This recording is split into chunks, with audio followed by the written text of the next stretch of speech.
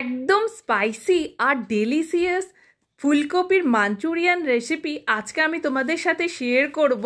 তো এই রেসিপিটা কিন্তু খুব ইজি প্রসেসে আজকে তোমাদের সাথে আমি শেয়ার করব। যে কোনো দেখবে সবজি বলো, যেগুলো কিন্তু মানে প্রসেস একই থাকে, কিন্তু এক একজনের বানানোর প্রসেস কিন্তু আলাদা থাকে। তো আমি যেভাবে বাড়িতে বানাই সেই পদ্ধতি আজকে তোমাদের সাথে শেয়ার করব।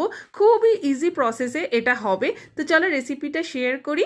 এখানে একটা ফুলকপি নিয়েছি, যেটাকে খুব ছোট ছোট করে কেটে নেব। তো যত ছোট কাটবে তত তাড়াতাড়ি কিন্তু সেদ্ধ হয়ে যাবে।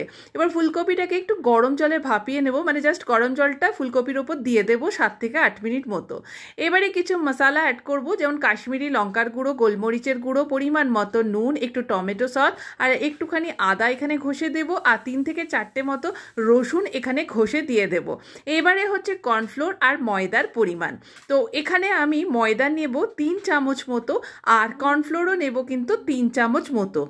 তোমরা রেস্টুরেন্ট স্টাইলে বানাতে চাও তাহলে কিন্তু এখানে হাফ কাপ মতো ময়দা আর কর্নফ্লোর মিশিয়ে দেবে। তাহলে কি হবে বলো তো, ফুলকপিগুলো একদম ঢেকে যাবে, তেলে ভাজার পর একদম দেখা যাবে না।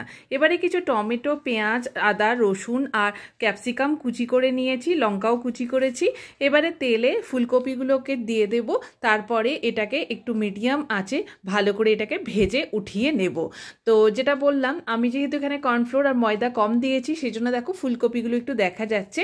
তো যদি বেশি পরিমাণে ময়দা আর কর্নফ্লোরের কোট করো তাহলে কিন্তু তোমার এই ফুলকপিগুলো একদম বাইরে থেকে দেখা যাবে না, একদম রেস্টুরেন্ট স্টাইলে তখন হয়ে যাবে। তো এবারে দেখো ফুলকপিটা উঠিয়ে দিলাম। এবারে রসুন কুচি আর আদাটা একটু দিয়ে দিলাম, ওটাকে একটু ভাজা ভাজা করার পর বাকি যেগুলো আছে পেঁয়াজ, টমেটো, ক্যাপসিকাম, লঙ্কা সেগুলো দিয়ে দেবো, আর একটু পরিমাণ মতো নুনটা কিন্তু এখানে অ্যাড করে দেবো।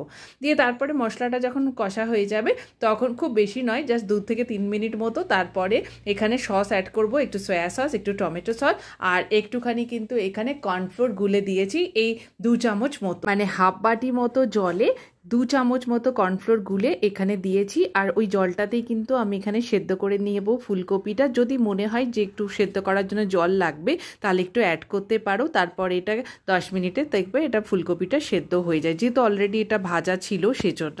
দেখো কি সুন্দর লাগছে না দেখতে? যতটা ভালো লাগছে দেখতে তার থেকেও বেশি কিন্তু এটা খেতে ভালো লাগে। তো আশা করি রেসিপিটা ভালো লাগলো। তো এইভাবে একবার বানিয়ে দেখো।